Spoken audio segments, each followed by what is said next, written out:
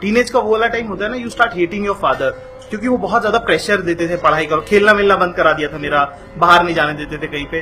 तो it was to the point कि जहां हम लोगों की बातचीत बंद हो गई थी, कम्युनिकेशन गैप आने लगा था हमारे अंदर। जिस दिन मेरा रिजल्ट आने वाला था, उस दिन suddenly my father wakes me up and he is all kind and all nice to me and he start talking to me, और उन्होंने मुझे अपनी स्टोरीज बताना चालू करी कि कैसे कैसे वो लाइफ में फेल हुए हैं। और वो मुझे ये बताने लगा कि मेरे को पढ़ाई से ज्यादा मतलब नहीं है, क्योंकि मैं सितार बजाता हूँ, मैं कुछ भी ढंग का कर लूंगा अपनी जिंदगी में, मुझे जरूरत नहीं है पढ़ाई करने की।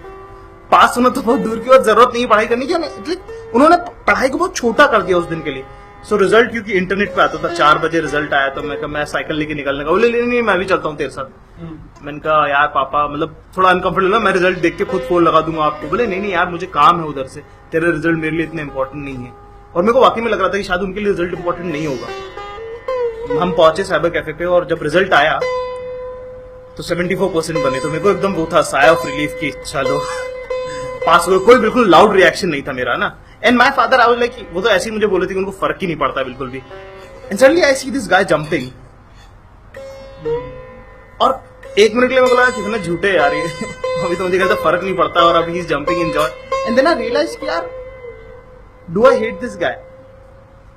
लाइक एक आदमी जो मुझसे पिछले 4 महीने से, जिससे मैंने ठीक से बात भी नहीं करी, सिर्फ इसलिए कि कहीं फेल होने पे मुझे बुरा ना लगे। There so much of invisible effort our parents put in, our fathers put in, और हम कभी नोटिस ही नहीं करते हैं उसको। तो वो दिन मुझे लगा कि यार क्या मतलब, like he is not that bad. तो ये अभी 1.5 साल 2 साल पहले की बात है। पापा की तबीयत खराब थी जब मैं इंदौर गया था, तो मैं दिल्ली रहता हूँ, इंदौर रहते हैं, तो मैं उनको दवाइयां दिलाने लेके गया। तो कुछ 4 दिन की दवाई दी होंगी, तो 8 टैबलेट्स थी, कोई एक ऐसी टैबलेट थी जो 8 थी। तो मेडिकल स्टोर वाले ने पूरी 10 दे दी, which is like 4 rupees extra. तो पापा 2 सीढ़ियां नीचे उतरेंगे केमिस्ट की दुकान से और वापस आ गए। And I was feeling embarrassed कि नहीं आप ये वापस करो, ये पैसे करके। मेरे को बड़ा वो लगा। तो गाड़ी में हम बैठे, कार में बैठे, मैं और पापा ही थे। तो मैंने पापा को ऐसे ही मजाक में बोल दिया, अब तो बात होती है तो थोड़ा मजाक भी कर सकते। मैंने कहा क्या पापा, क्या चिंदीपना करते हो आप। And my father just smiled and said nothing. फिर हम घर पहुंचे। घर पहुंचने के बाद उन्होंने अपना पुराना कबर्ड खोला और मुझे रिक्शा ड्राइवर की ड्रेस निकाल के दी। And then he told me कि व्हेन आई वाज 2, जब तू 2 साल का था, तो तू हर सुबह उठ के ये बोलता था मुझे रबड़ी खानी है। और उस टाइम पे बेटा जॉइंट फैमिली में रहते थे और हमारे पास नौकरी नहीं थी। तो मैं रात को 4 महीने रिक्शा चलाता था, ताकि अगले दिन सुबह जब तू उठे तो रबड़ी के लिए रोए ना। देखो तेरी आंख खुलते से तेरे हाथ में मिल जाए। मतलब मेरे रोंगटे खड़े हो गए थे उस दिन ये सुन के। मतलब मेरे को, हम यार वो सैक्रिफाइस हम कभी समझ नहीं पाते हैं कि उन्होंने क्या क्या किया है हमको ऐसा बनाने के लिए। हम मैच नहीं कर सकते वो हार्डवर्क, वो एफर्ट जो हमारे पापा ने हमारे लिए डाला होता है। हम शायद उसको समझ ही नहीं पाते हैं अक्सर। This year October, I was going through a breakup, and it was very bad. I remember this one incident where मैं 9 बजे उठा, मुझे लगा मैं 11 बजे ऑफिस पहुंच जाऊंगा। मैं सिर्फ नहाया और जब मैं ऑफिस के लिए निकल रहा था तो 2 बज रहे थे। And my father called me in a day कि कैसा है, क्या है, एंड लाइक जनरली मैंने कहा, आई वाज टोटली ऑफ। मैंने बोला पापा यार मूड ठीक नहीं है, अभी बाद में बात करूंगा। बोले क्या हो गया, बता बता बता। मैंने पापा को बोला, पापा यार पर्सनल बात है यार। मैंने पापा को बोला पापा यार पर्सनल बात है यार, क्या क्या बताऊं मैं आपको। और ये बोल के मैंने फोन काट दिया।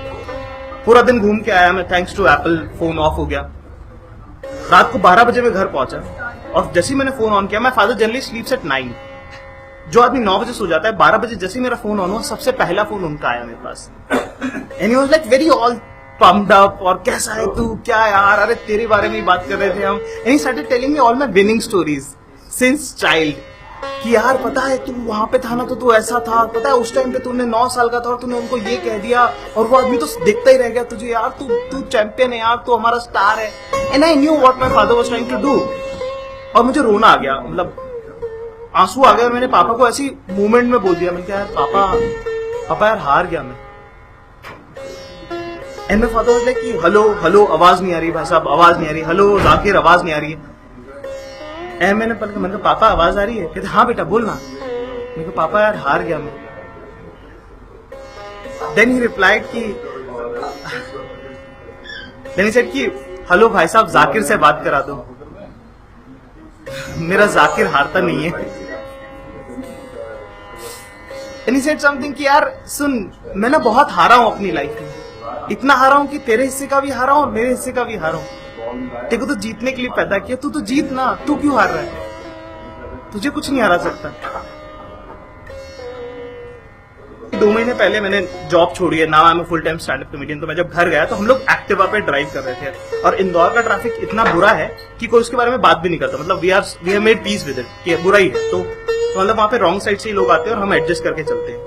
तो टर्न पे बहुत स्लो थे पापा और सामने से कोई रॉन्ग साइड फुटपाथ पे आधा अपनी गाड़ी लेके तेज टर्न मारा किसी ने, तो ऑलमोस्ट वो गाड़ी ऐसी, टू व्हीलर ऐसी, वो गिर जाती है। मतलब बाइक में तो भी बैलेंस आप बना सकते हो, वो गिरी जाती है सीधे, छोटे चक्के होते।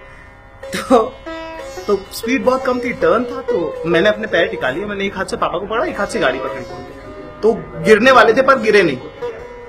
कुछ कहा ही नहीं पापा ने, बस ऐसे एक पलट के मुझे देखा और उसके बाद हम जब आधा किलोमीटर गए तो कहते ओह अब समझ में आया मैं गिरा क्यों नहीं। मैं कहा क्यों?